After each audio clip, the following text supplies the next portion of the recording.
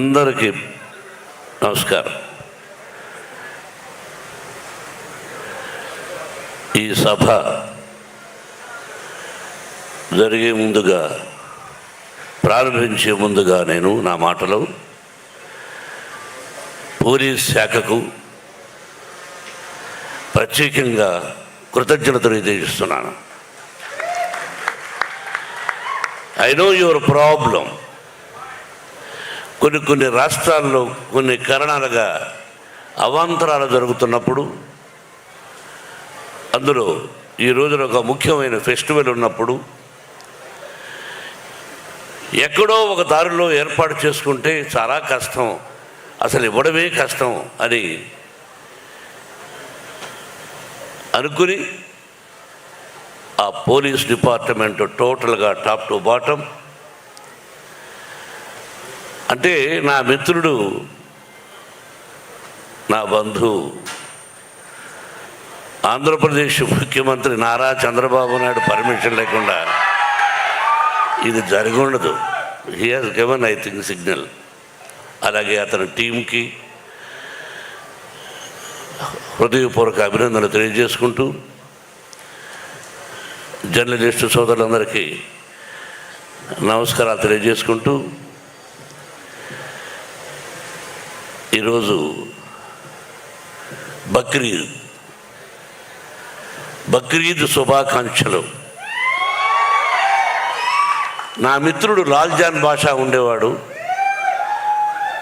లాల్జాన్ బాషా తమ్ముడు మొదటి నుంచి వచ్చాడు రా వేదిక మీదకి. మొట్టమొదటి ఎప్పుడు వచ్చినా వాళ్ళ ఇంట్లో భోంచేసేవాడు కొన్ని సంవత్సరాలకు ముందు. Thank you very much. మీ కుటుంబం తరఫున వచ్చావు నువ్వు. ఈ సభ ఎక్కడెక్కడో చేయాలనుకున్నాం. అది వైజాగ్, విజయవాడ, రాజమండ్రి, లేకపోతే తిరుపతి. ఏదో ఒక మూడ్లో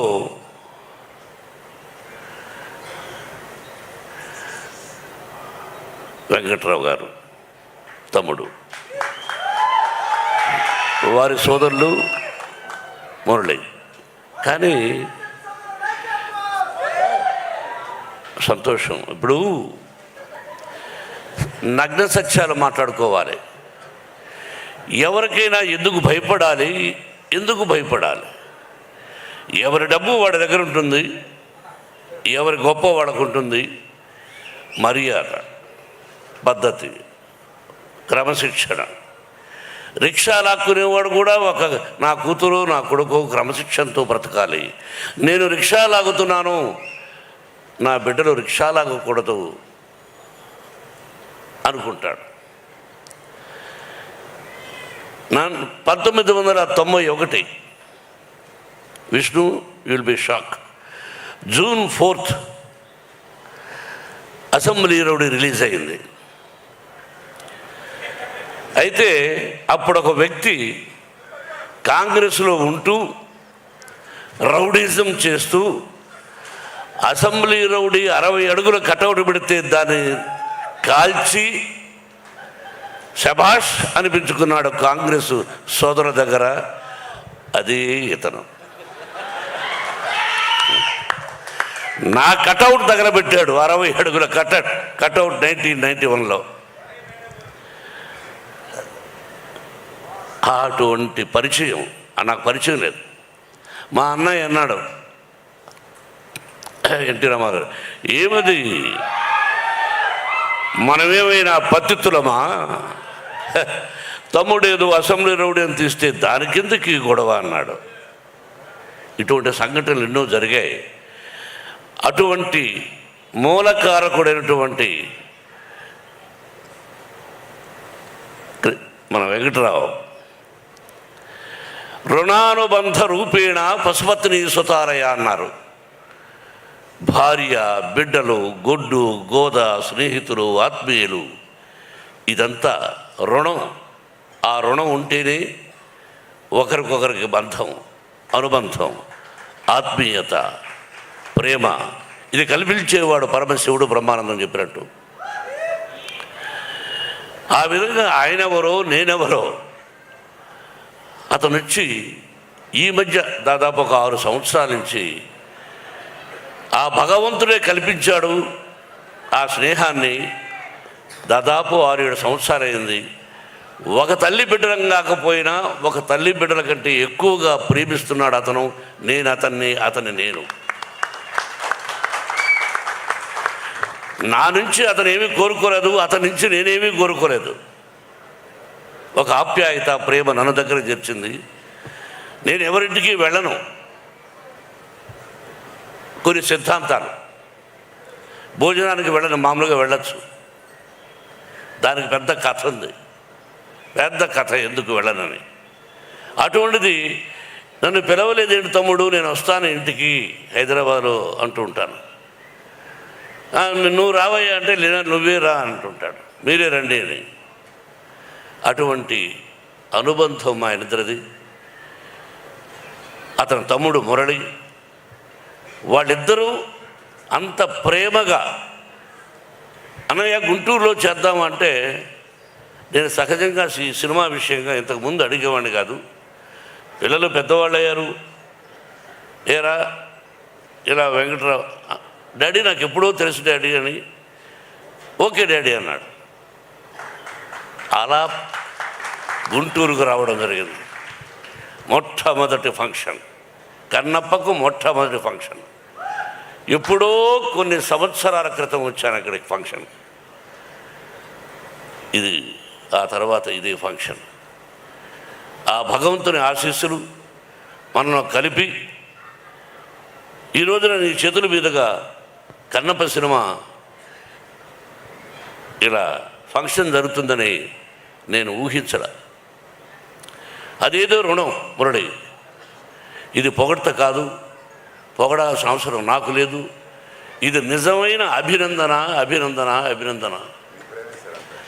ఎస్, మీరెవరు, నేనెవరు. తల్లి బిడ్డల కంటే కూడా ఎక్కువ ప్రేమించారు. మీ ప్రేమ నా బిడ్డకు చూపించారు. నాకు అక్కర్లే.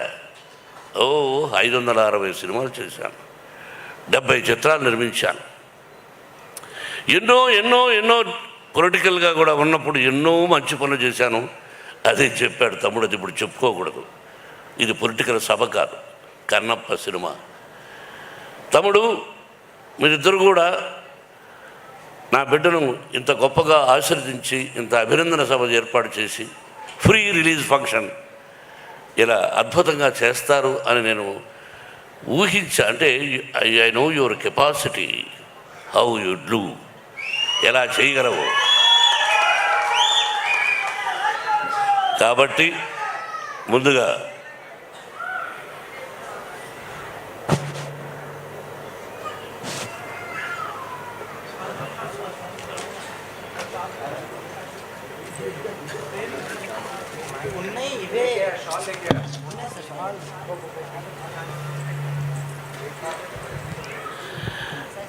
నాకు తమ్ముడిద్దరిని అభినందించాలనే ఆశ కలిగి తిరుపతికి ఫోన్ చేసి వెంకటేశ్వర స్వామి శాలువాలు తెప్పించడం జరిగింది. Let me do with my Mohan and my dear son.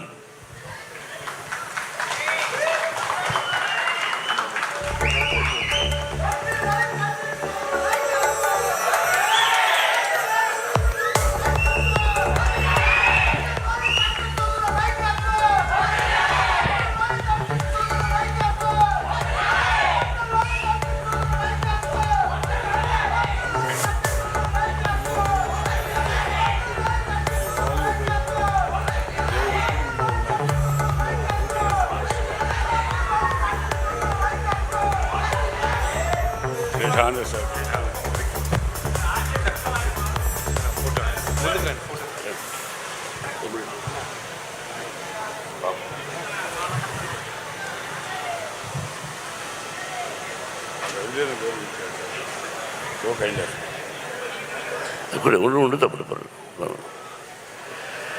Kannappa Brahmanandam కరెక్ట్గా చెప్పావు. ఎందుకు తీయాలి అన్నది నాకు తెలియదు. కొంత ఉపోద్ఘాతం చెప్పాలి.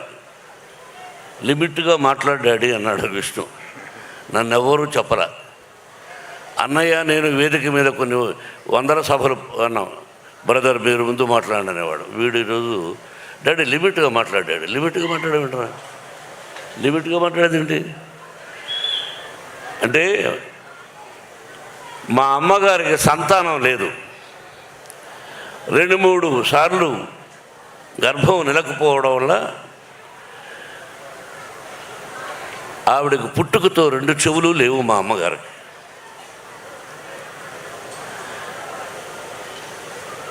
2 చెవులు లేవు. మా అమ్మగారికి పిల్లలు లేరు.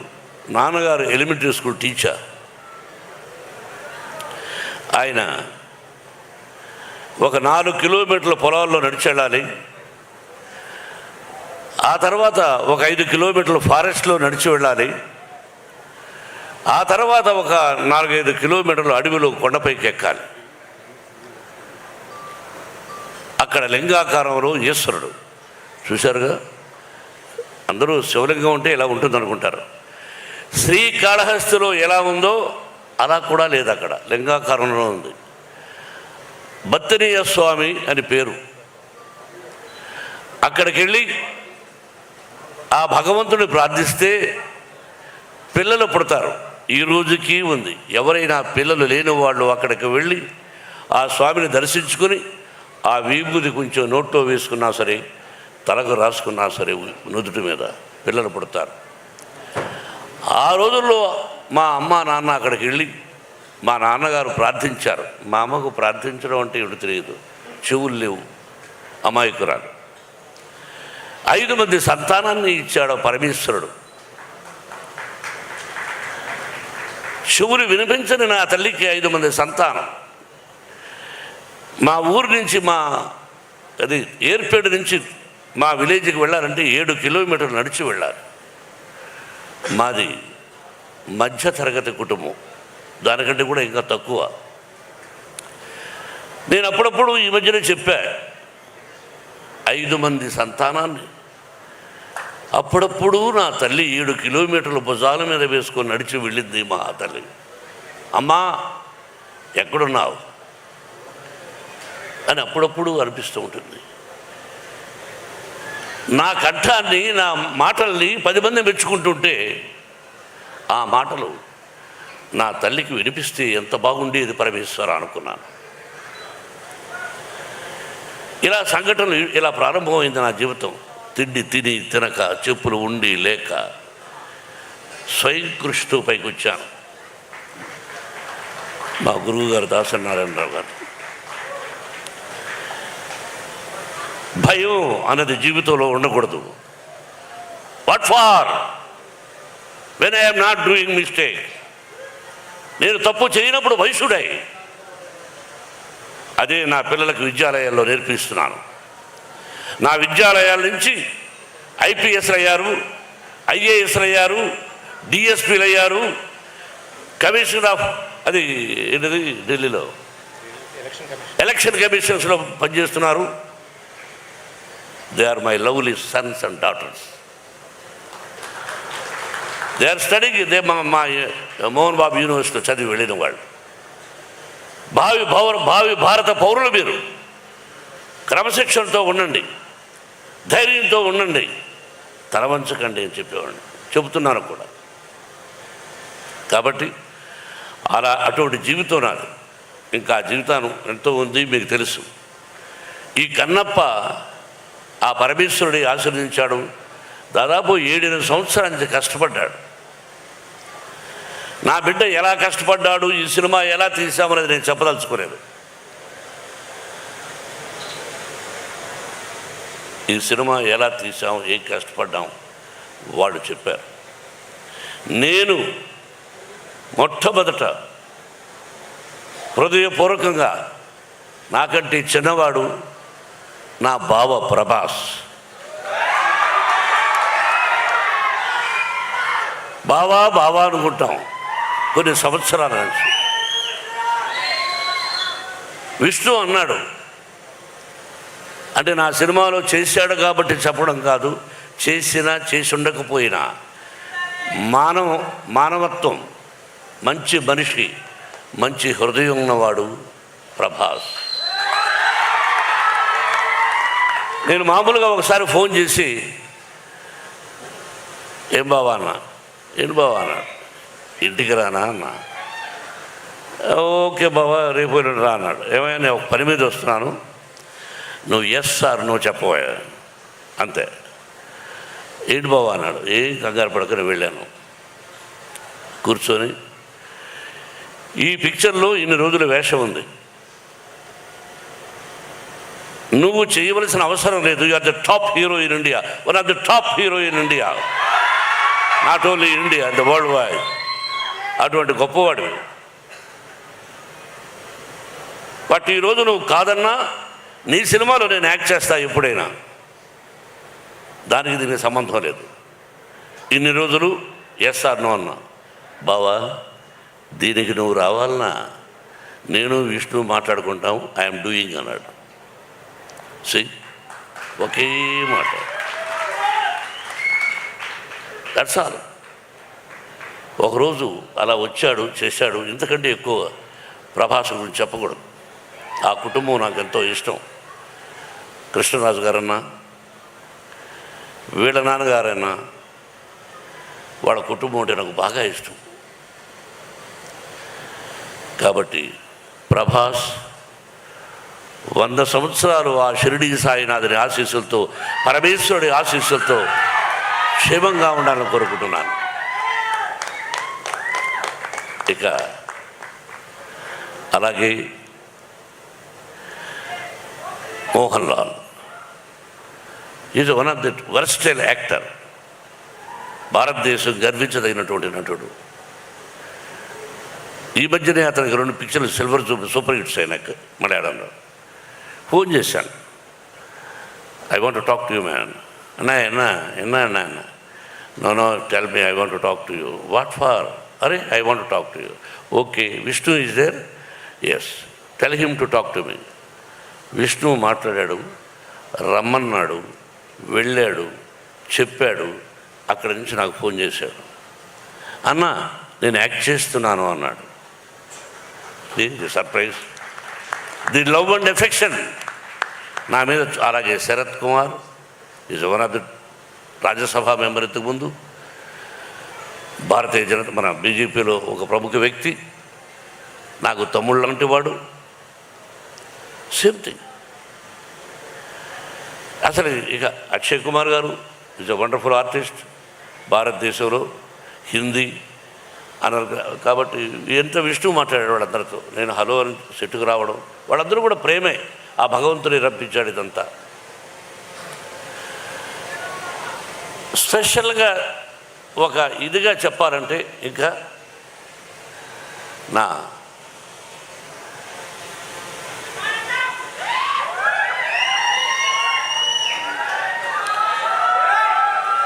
మీకు తెలుసో తెలీదో, ప్రపంచంలో లిసన్ మై డియర్ ఆత్మీయులారా, వినండి బాబు. కాదు భారతదేశంలో కాదు, ప్రపంచంలో హీజ్ ఐ థింక్ నెంబర్ 2 స్థానంలో ఉన్నాడు ప్రపంచంలో యాజ్ ఏ నృత్య దర్శకుడుగా. నాకు అల్లుడు గారు, అసెంబ్లీ రౌడీ గారు పెళ్ళాం, all silver Jubilee pictures he did. నాకు డ్యాన్స్ ఏంటో నేర్పించాడు. మధ్యలో డిస్టర్బ్ చేస్తున్నాను, ఏమనుకోవద్దండి. విత్ యువర్ పర్మిషన్, చిన్న డిస్టర్బెన్స్. ఇతను నా విద్యార్థి కావటం నాకు చాలా గర్వంగా ఉంది. మూమెంట్స్ అన్నీ నా దగ్గరే నేర్చుకున్నాడు, నన్నే కాపీ కొడతాడు. అయినా ఈ స్థితికి వచ్చాడంటే ఒక గురువుగా నేను ఎంతో ఆనందిస్తున్నాను.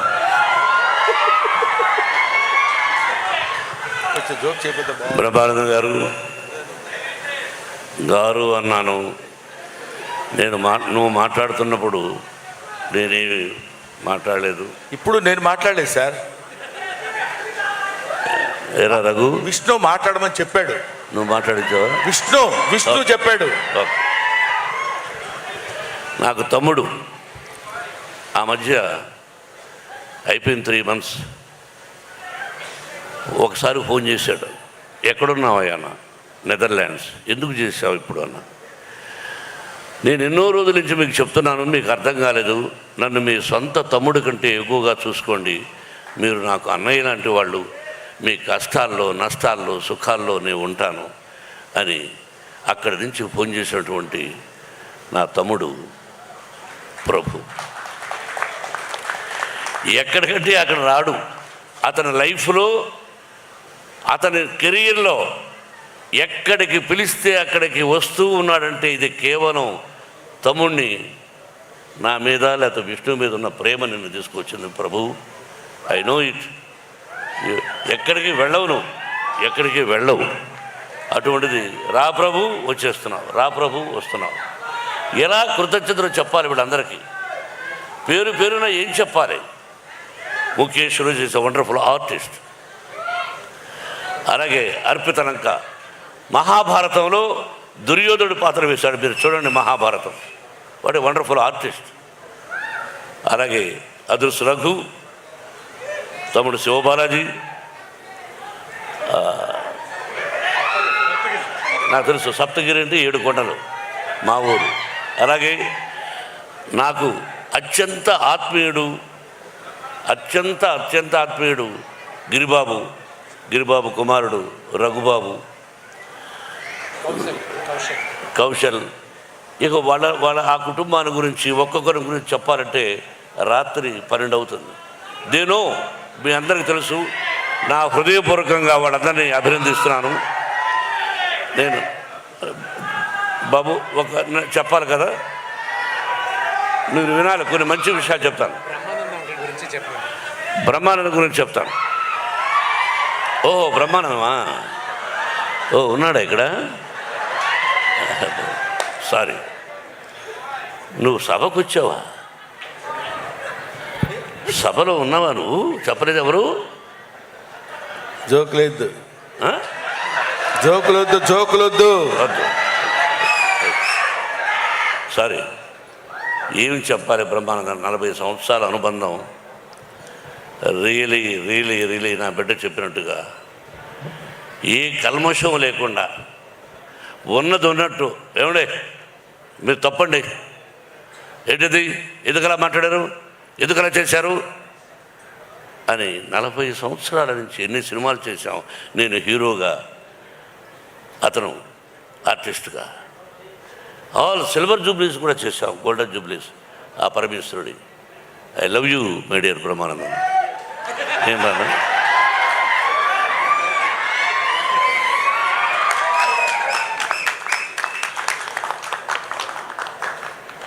ప్రతి ఒక్కరూ. అలాగే మహాభారతం నేను 16 సార్లు చూశాను. నేను లేటెస్ట్ మహాభారతం.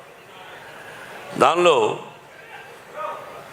ఈ డైరెక్టర్ ఎవరో చాలా బాగున్నాడే అని అనుకుని సెలెక్ట్ చేశాను.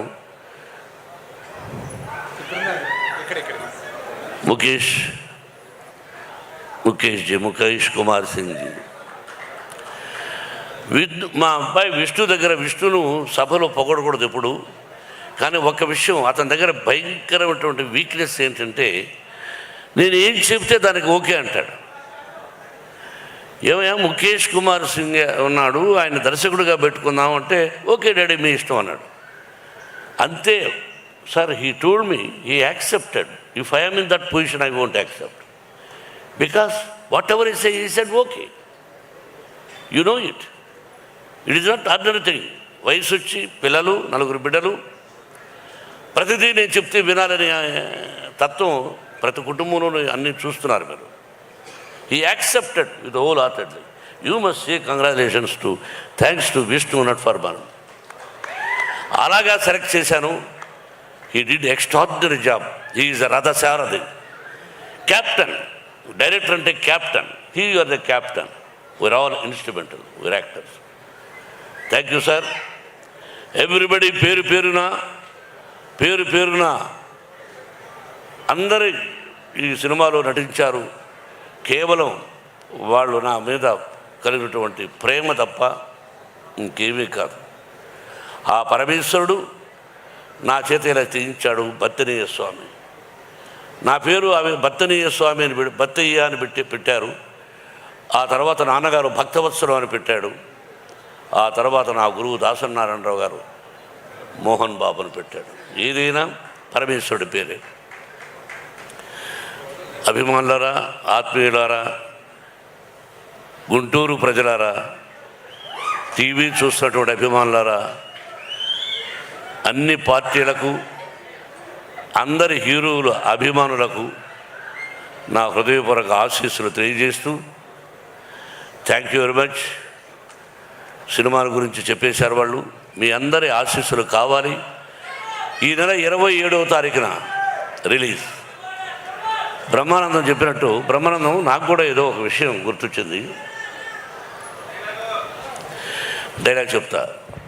ముందు పవి పుష్పం బగు. ఏమండి,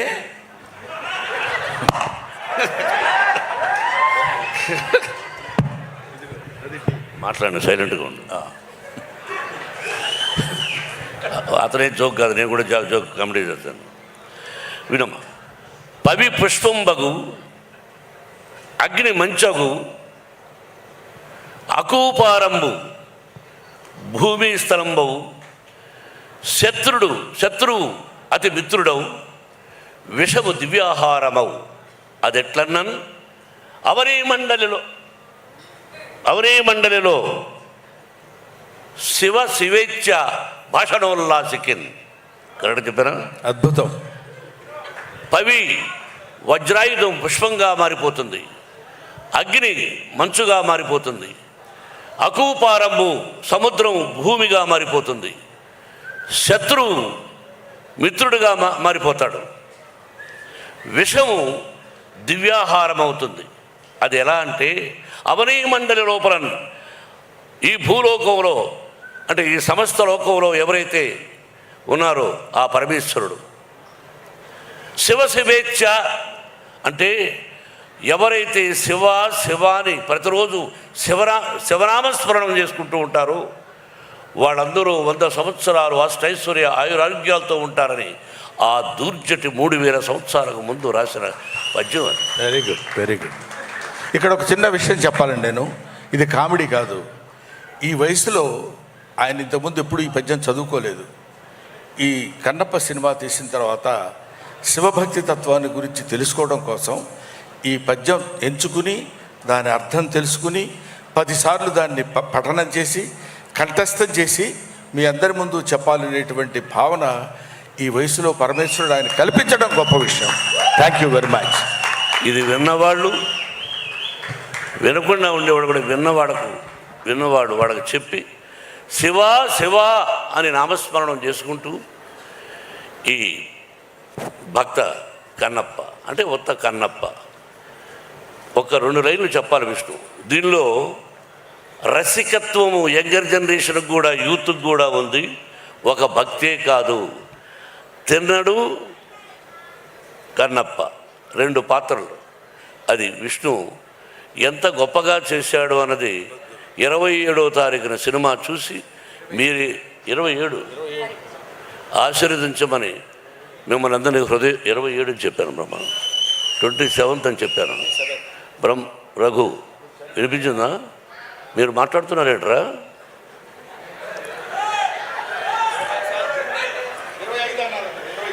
27 రా.